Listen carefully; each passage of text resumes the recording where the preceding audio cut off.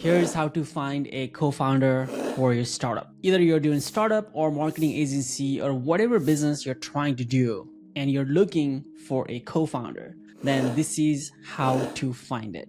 Now, let me tell you personally, I have had 8 co-founders so far, and I have done incredible work with my co-founders. I have generated over 20 million plus in revenue. Personally, done millions of dollars for myself as well, and I would not have done it without the co-founders, right? So if you are building a startup, if you are building an agency or whatever you're trying to build, you need a co-founder. I have 8 people on my list, but I know that I have had more than 8 people. I did not include some of the names here because it's gonna be a long video, but I wanted to tell you how I found some of those people.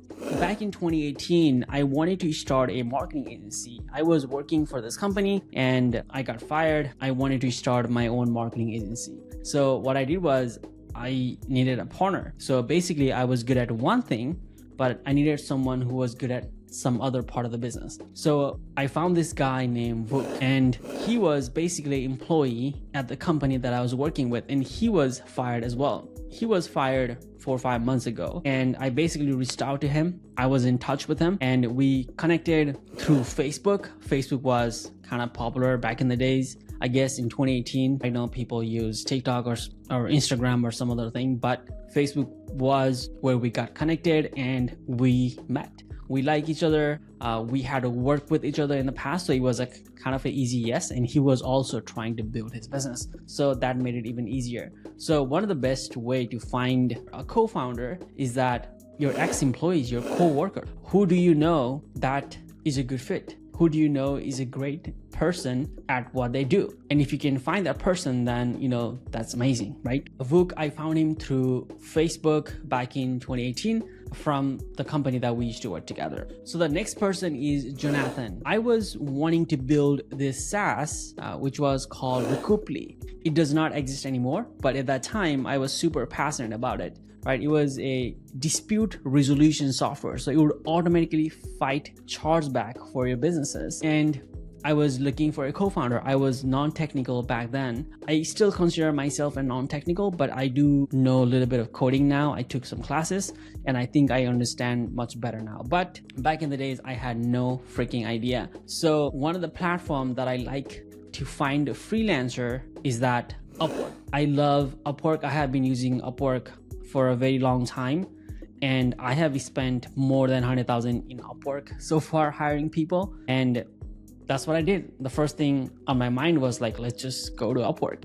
What I wanted to do was that I wanted to find a freelancer, have the person see what I'm trying to build is even possible. Because many times you want to build something, you build the front end, you build the back end, and then realize that something is not possible, right? You realize that this one thing is not possible, and that breaks the whole thing. So what I wanted to do was that I wanted to find a developer who would like look through everything, all the resources, all the docs, all the API documentation, right? And tell me if we can build this software or not.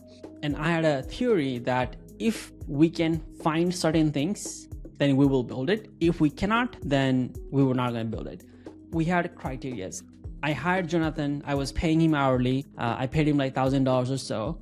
Soon he liked the idea, and he actually was the first person who told me that he wanted to partner up with me, right? So he was the one who brought it up. I just wanted him to do some work, and I actually liked the guy as well. So we started, we partnered up, we started working together and realized that it does not hit all of our criteria. So it was a good partnership, but we did not build a software in the end. It lasted about 6 months, but that's how I found him. So the next partner is Joss. His name is Joss, Dr. Joss, and I found him through YC co-founder matching platform. You can just Google YC co-founder matching and you can sign up for it. You have to fill out a long application, but once you do, you get exposure to other people, other tech or non-tech person looking for co-founders. And Joss and I got connected 4 or 5 months ago, and I had an idea, but I was not super into the idea. I was doing multiple things at that time and I was not focused. Joss and I, we connected, but we never did anything. Like, we did not become a partner right away,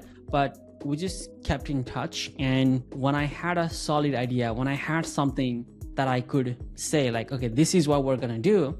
I presented that to Josh and he liked it right away. He actually also had an idea himself, but he actually decided to work on my idea first. Basically, he liked my idea better than his idea. On top of that, it helped that I had a business experience, right? He was a great developer, software engineer, whereas I come from business background, so he thought I had a better idea.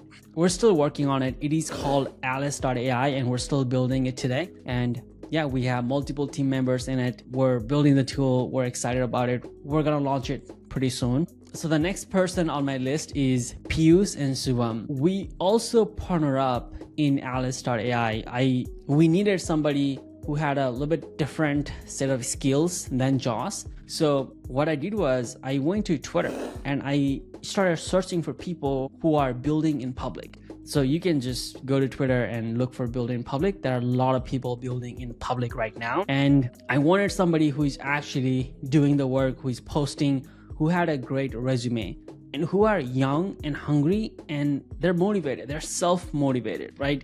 More so, they understand the value of building your own company. I was not looking for somebody who has a job or somebody who is looking for a job, right?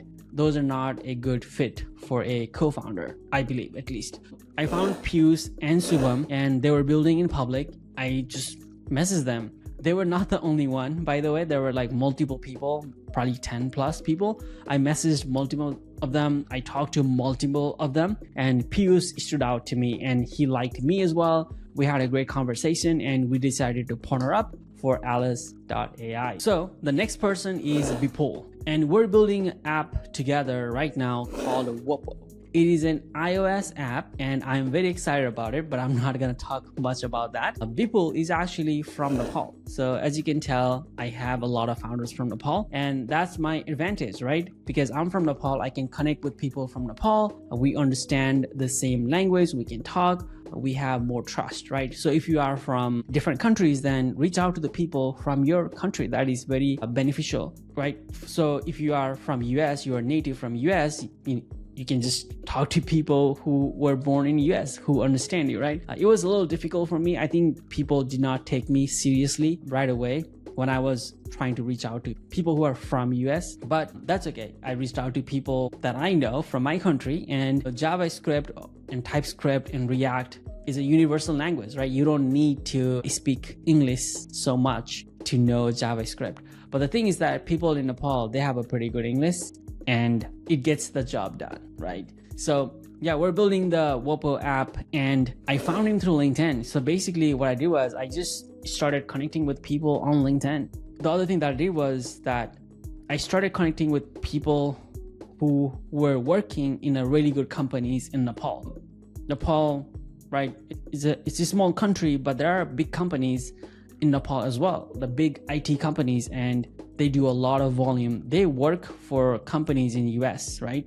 Vipul was there. He was, he had a pretty good job title. I reached out to him. We had a conversation and he said, yes, he wanted to do it with me. So I found him through LinkedIn. So that's pretty much it. To recap, Facebook was a good thing for me. I connected with a lot of people from Facebook, your ex-employees or co-workers, right? So co-workers is always the best. If you know anybody, you have a working relationship, which is always the best. So I highly recommend co-workers. Ex-employees, which you may not have all the time, right? But I was fortunate, so I was able to do that. LinkedIn is the other best. I have a great success with LinkedIn right now. I'm reaching out to people for multiple projects that I'm working on, and it is amazing. It is amazing how many people are responding to me for co-founder position in my company in LinkedIn. So that is pretty good for me at the moment. Upwork is good, but again, I had to pay him and he was the one who reached out to me. So it may not be the best for everyone,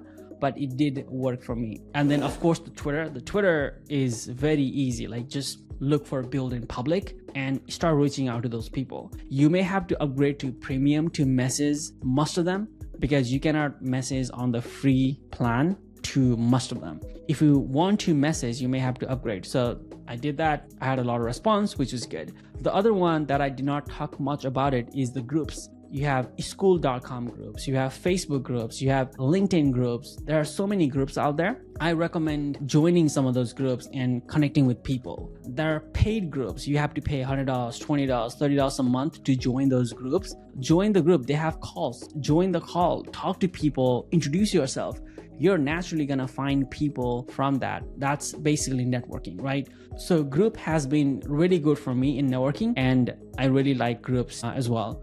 But the LinkedIn is the best for me right now. So I hope you got some insights. I hope you know how to find co-founders now. If you have any more insights, if you have any more tips, put it down in the comment. If you want to see more videos like this, let me know in the comment what videos you would like to see, and I will see you on the next video. Bye.